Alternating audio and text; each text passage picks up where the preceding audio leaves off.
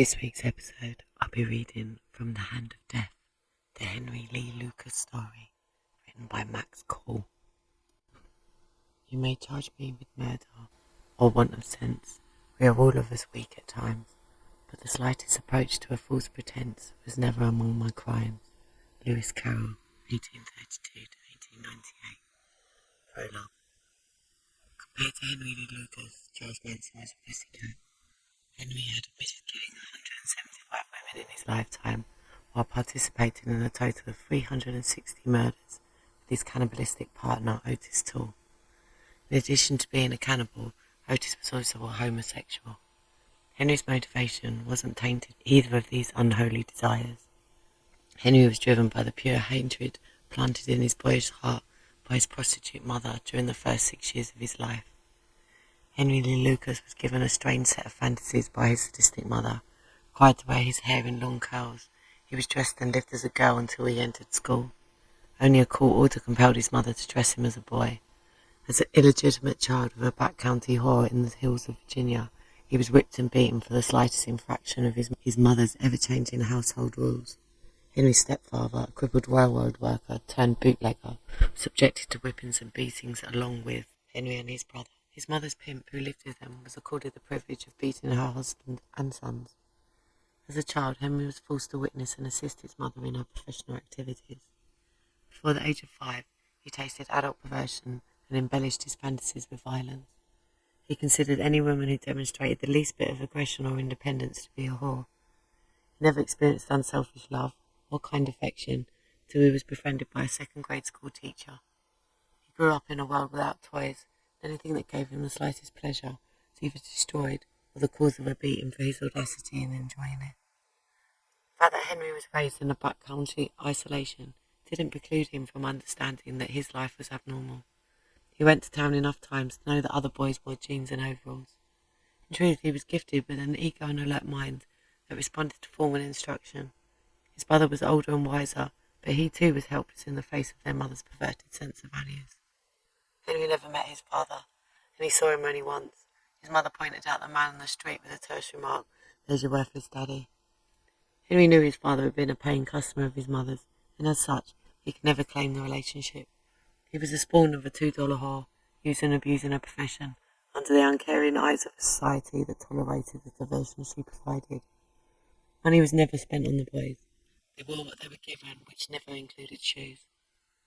Walking home from school during a winter snowstorm, a stranger picked them up in his car, drove to town and bought them each a pair of shoes and socks. When they finally arrived home, they were beaten for being late and then whipped for accepting these shoes instead of begging for the money. Had they accepted money, their mother would have claimed it and spent it on herself and given it to her pimp. In all of this, Henry's soul was crying for love, without really knowing what love was. He saw other children with money to spend, but couldn't relate their happiness to the terror of his life. Christmas was simply another day, set aside for adult drunkenness and the amused torment provided by their mother. Henry related love to pain and degradation, resolving in his young mind to eventually give such love in better measures than he received. At the age of 8, Henry began dreaming of escape. His brothers shared those dreams, but the boys seemed doomed to the hellish life they were living. They were children caught in the trap of their mother's cruelty. The stepfather was always drunk. He hid in his own moonshine because with his legs amputated, he couldn't even run when the whipping started. Unlike the children Henry met in school, who were loved and protected at home, he and his brother could only cling to themselves for what little love and trust they could find. Place any child in such an atmosphere, and that child's fantasies will become warped by fear and despair. That child will resent the happiness he sees in other children. He will envy their good fortune and wish they could share his misery. He will covet their toys, fine clothes, and the joy that seems to spring from such things. Henry grew into manhood without a mother's love. The women in his life were all authority figures with the power to judge and punish. At home he served the will and caprice of his mother. At school he was graded and disciplined by female enforced routine. His teachers were not unkind, but they were in charge and obedience was required. Even when the rules were broken, Henry quickly learned that little girls didn't receive the same punishment as little boys. Now make the little boy wear dresses and witness his mother's activities. Let him see men come and go after paying his mother for the use of her body. Make him part of the action with pain and humiliation. Twist his young mind with sexual degradation, and he'll form fantasies that will defy all logical definition. The purpose of this book is not to justify Henry's crimes, Henry himself openly admits that his murders cannot be justified. The horror of what he's done is multiplied 1,000,000 times with every breath he takes. Legally, Henry has been convicted of murder. He faces several life sentences without the possibility of parole. He's been given the death penalty for more than one of his killings, and these have been handed down in the state where executions were performed. Henry knows he's going to die for his crimes, and he's accepted his coming death because he's guilty. However, Henry's story goes beyond these crimes and punishment. This book is not a chronological report of his life. It will not dwell on all the lurid details of his crimes or the legal details of his convictions. Except for Henry, Sister Clemmy, Ottis Toole, Sheriff Boutwell, Becky, Kate and the Texas Rangers, all other names will be fictitious. This book is not a fictionalized version of what happened in Henry's life. His motives are so bizarre that in order to understand them we must report them with the power and style of fiction. In the preface of this book, The Fantasy Game, published by Stone and Day in 1974, Dr. Peter Daly stated, "Only if we become aware of the power of our fantasies, the way they may be used for both for good and destructive ends, can we hope to avert future outbreaks of mass sadism." Saying this, the good doctor has stated the purpose of this book. Henry Lee Lucas is unique in that he's given us the key to a greater understanding of human weakness and the fantasy motives of the so-called serial murders.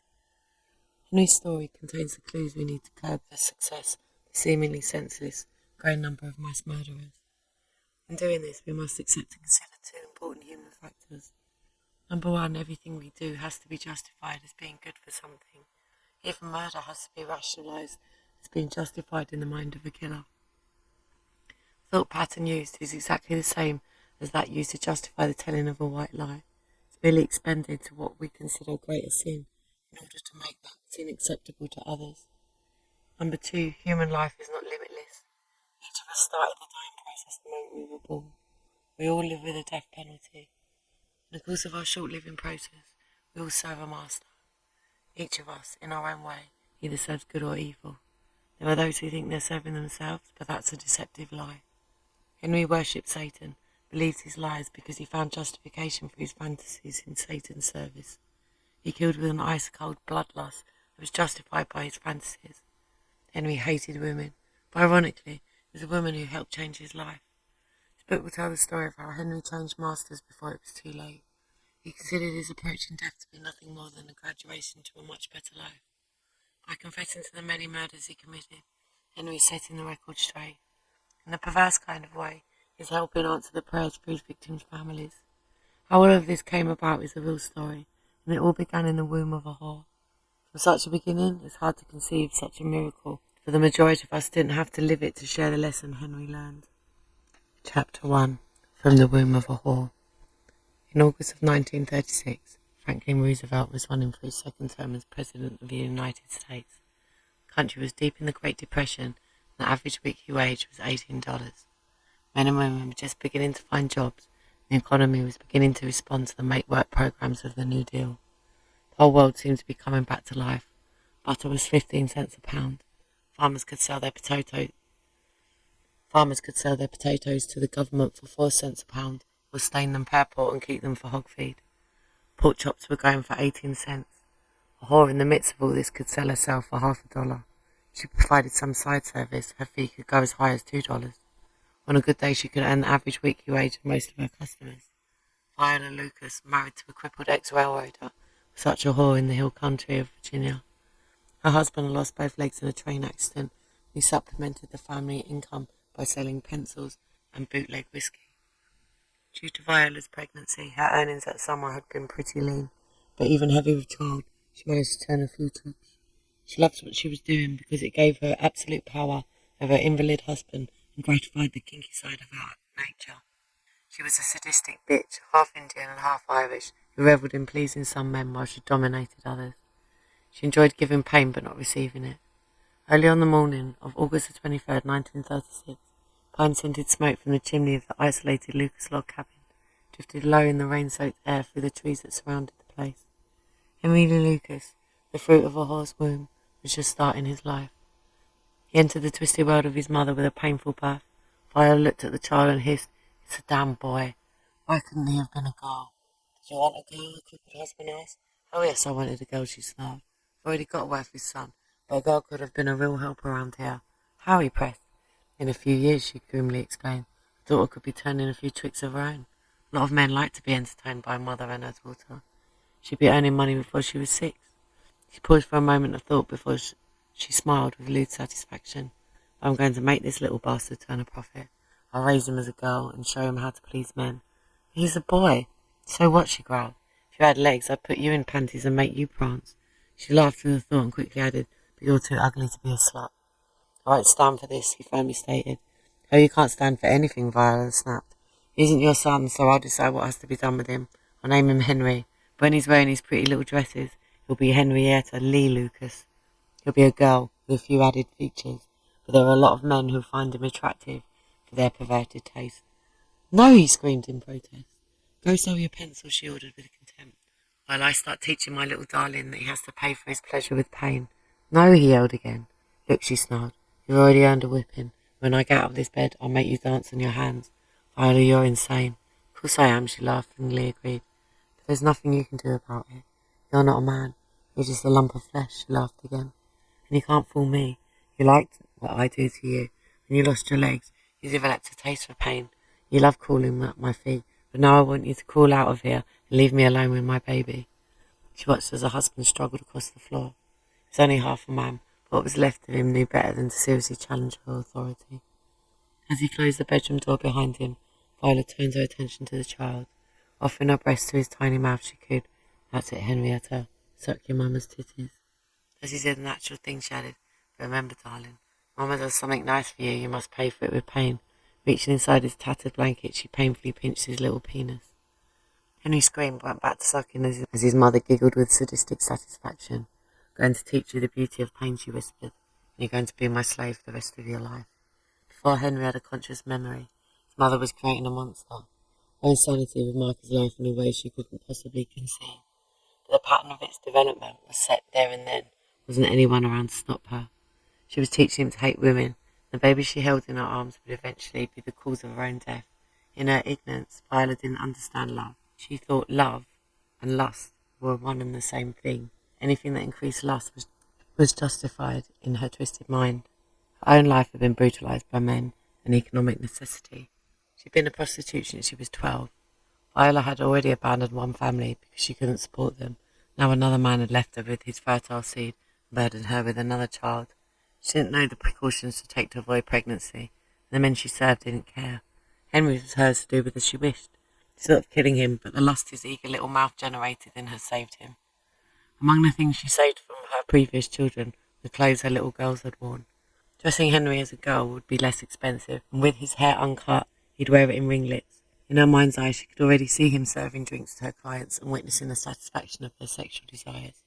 Certain men, because of their perverted taste, she revealed that he was a boy, and the dollar signs rang up in her dark, cobalt eyes. Henry's memory of his first 2 years is clouded with pain and degradation.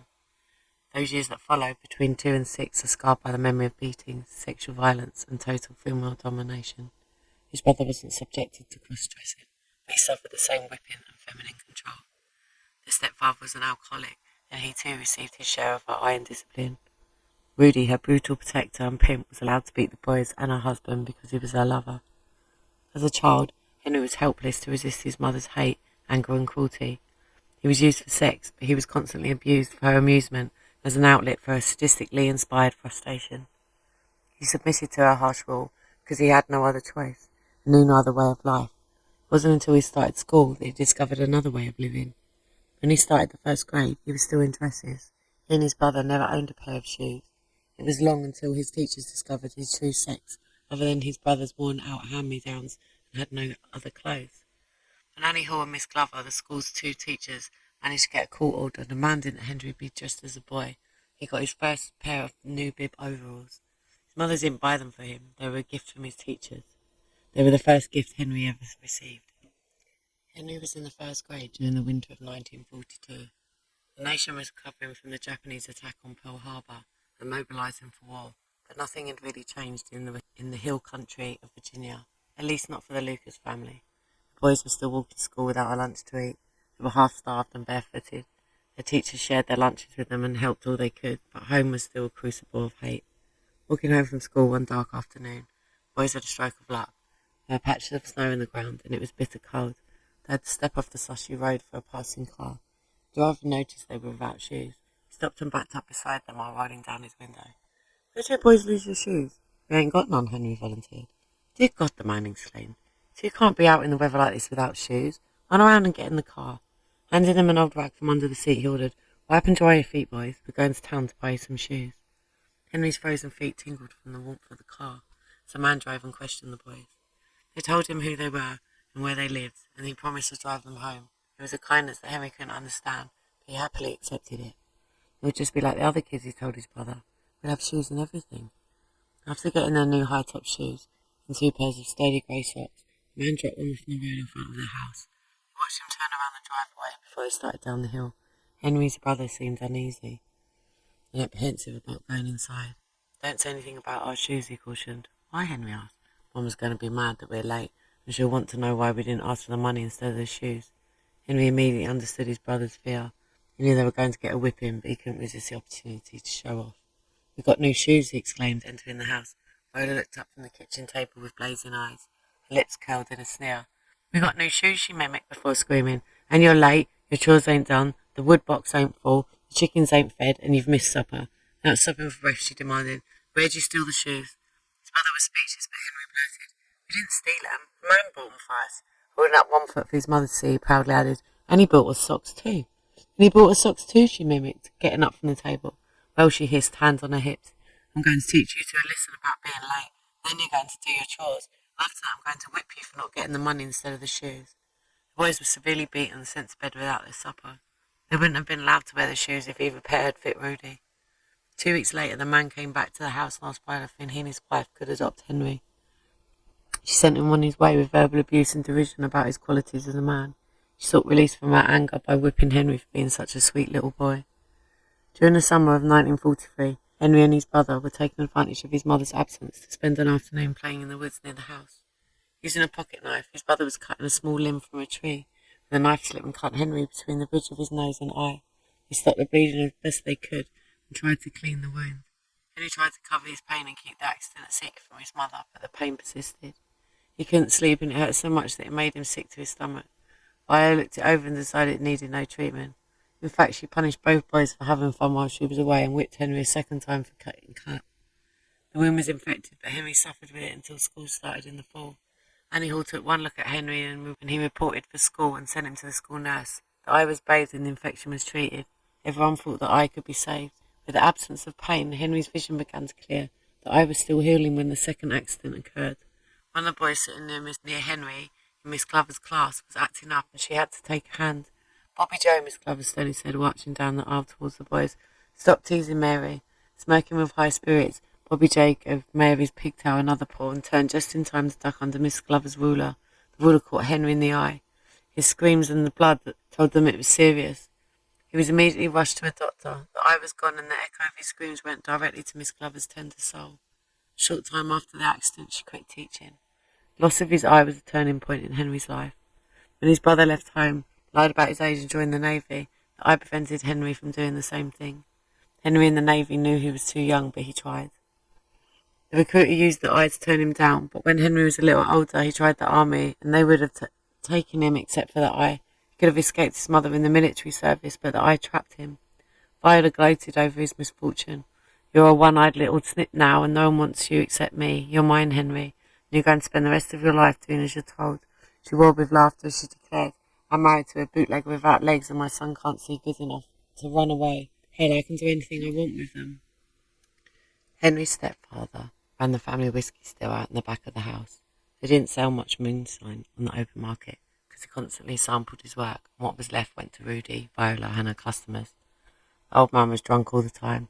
He took refuge from Viola's cruelty in his own booze. But on rare occasion, he put a few jars of his white lightning in the Model T and go to town. He had the old car fitted so he could work the brake and gear pedals with the stumps of his legs. After completing the 4th grade, Henry was pulled out of school. Annie Hall had been buying him special books with large print. It was a financial burden she couldn't carry by herself, and Viola wouldn't help at all. He was falling behind the other children, so she pulled him out and kept him home. He became her housemaid, yard boy, or anything else she wanted him to be. He did the laundry, cooked the meals, worked in a small garden, and helped entertain her clients. In effect, he was her disciplined slave. With Viola unchecked in her sadism, Henry's grin life continued. As his mother grew older, her professional life declined. She became more of a bitch. Rudy handled all the money, and he became more demanding. Henry's stepfather gave up all pretense of being the man of the family, and during the winter of Henry's 14th year, the old man died of pneumonia. This left Henry alone with Viola and her lover. Thinking any kind of life would be better than the one he was living, Henry decided to run away. He had no idea of where he was going, but his first breath of freedom seemed extremely sweet. He survived by stealing whatever he needed. 6 weeks he spent his nights sleeping in the crawl space under a house. During the day he roamed the country looking for food. He was a young wolf, gaining confidence and courage. He'd driven the Model T a few times, so when he decided to leave Virginia, he stole a pickup truck and headed for Maryland. He was arrested for felony car theft, sentenced to 5 years in prison. As a juvenile, he was sent to the state boys farm for the first half of his term. At first he accepted prison life. The meals were regular and better than he'd known before. He had worked hard, but so did everyone else. If someone violated the rules, punishment was administered equally. His bunkmate was a young black boy, and after serving almost 2 years, they planned an escape.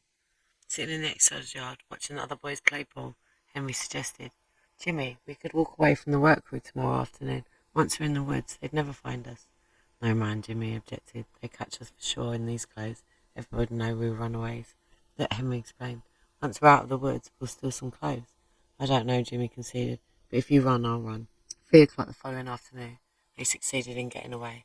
The woods seemed endless, but they finally came across a railroad track, followed it into a small Virginia town. Breaking into a store that night, they stole some clothes and food and went back to the track. At sunrise, they climbed into an empty coal car and rode the train to Bluefield, West Virginia. Climbing down out the coal car, Henry was as black as his companion. As they were walking through the town, they were stopped by an inquisitive policeman. "Where are you boys headed?" the officer asked. "We're going home," Jimmy replied. Grabbing Henry's arm, the officer shouted, "Hold up a minute," rubbing Henry's cheek with his fingers. The black came off. "You're not a black boy. You're white. Where are you from?" "I'm going to tell you," Henry defiantly answered. "Oh, yes, you are," the officer stated in no uncertain terms, "because if you don't, I'm taking you both in." "Well, I ain't saying nothing," Henry stubbornly retorted. They immediately found themselves under arrest and on their way to jail. Refusing to talk resulted in an all-points bulletin on them. It was only a matter of hours until World came back from the vocational institution. They were held for pick-up and return. At the age of 14, Henry found himself incarcerated in the Virginia State Prison and a member of the Wat Quarry chain gang. With a ball and chain attached to his leg, he once again escaped, but this time he headed for Michigan. This is a confusing part of Henry's life. He served 14 months of hard time in Michigan for robbery, then returned to Virginia to complete his sentence there. He was offered parole if he'd return to his mother's home. He refused, claiming he couldn't live with his mother. After Viola was investigated, the prison officials agreed with Henry, and he was eventually given a bus ticket to the state line and told, "You can go wherever you want, but don't come back here." Henry went back to Michigan for some time, lived with his half-sister. This didn't work out, so he moved on to Tecumseh, Michigan, where he met Mary. They fell in love and planned to be married, but Henry's half-sister brought Viola up to Michigan. She tried to take charge of Henry again. The night before the wedding, Henry, his mother, and Marie were drinking beer in a tavern when things came to a head. "Henry," Viola declared, "you're not getting married. You're going back to Virginia with me." "No way," Henry shouted. "Me and I are getting married, and there's nothing you can do about it." "Like hell you are," Viola screamed. "This little slut isn't taking you away from me. You're mine. You always have been, and you always will be." Getting to her feet, Marie broke her silence. "I'm leaving, Henry. Your mother is crazy." Leaving the table, she started for the door, and Henry rushing after her. "Please," Marie pleaded. "Don't leave me. I'll get rid of Mother, and we'll go ahead as we've planned." Facing him, she firmly announced, "No, we're not getting married. I don't ever want to see you or your mother again." Viola's laughter echoed in his seething brain as he watched Marie leave the tavern. Turning back to face his mother, the years of hatred, pain, and degradation she'd given him came to a bolt. He felt like killing her, but jammed his hand in his pockets, turned and walked away. She followed him out to the bar and down the street, taunting with derision and lewd language. Once they were back in Henry's room, Viola started to lay down the law to her son. He kept unpacking his bag as she gave vent to her anger. "You're coming home with me," she screamed. "I'm your mother, and you'll do as you're told." Looking at her squarely in the eyes, Henry coldly stated, "No, I'm not going home with you. I'm leaving here, and you'll never see me again. 23 years old, and you've got nothing to say about where or how I'm going to live." Ranting at the top of her voice, Viola grabbed the broom and started beating Henry with her handle. He tried to move away, but she followed him. He begged her to stop, but she was totally out of control. With a knife in his hand, Henry swung at her. The blade nearly nicked her throat, but it was the first time he'd ever dared raise his hand against his mother, and she stepped back in shock. her eyes wide open in horrified disbelief. She gripped her heart, and her face twisted with pain. The broom fell from her hand. She bent over with a choking sob and dropped dead at Henry's feet. Thinking he merely knocked his mother unconscious, Henry stepped over her body, picked up the suitcase and left. When she comes around, I'll be gone, he said to himself. This time she'll never find me. At the time of her death, Viola was 61 years old. She was no longer attractive to men. Rudy had abandoned her, and she'd been living alone, nursing her bitterness and hate. Henry was to have been her sole means of support. He could have worked and kept her in a relative comfort for the rest of her life. She was desperate with need, and Henry's submission to her demands had been her last chance for security. Henry felt no love for his mother. He was equally certain that her demands meant a life of slavery for him. His body still carried the scars of beating she'd given him. When Viola had destroyed his chance of marriage to Marie, all his old hatred had been revived with fresh impact. By striking at Viola with his fist gripped around the switchblade knife, Henry had caused her heart to stop beating. In his hatred, he'd committed his first murder. He was running away, but not from the police. His only thought was to get away from Viola. Henry was hurt, angry and confused. He was running away from his mother, but he was doing exactly as she'd ordered. Where Viola was concerned, Henry's brain knew no other reaction. Just as she'd sent him to the woodshed for a whipping, he was running back to Virginia and a log cabin in the hills. It was January of 1960. This 23-year-old man was being governed by the brain of a 6-year-old boy. He was obeying his mother with hatred in his heart. He didn't understand why he felt compelled to obey. That's all for tonight. Night-night. Sleep tight. Don't let the bedbugs bite.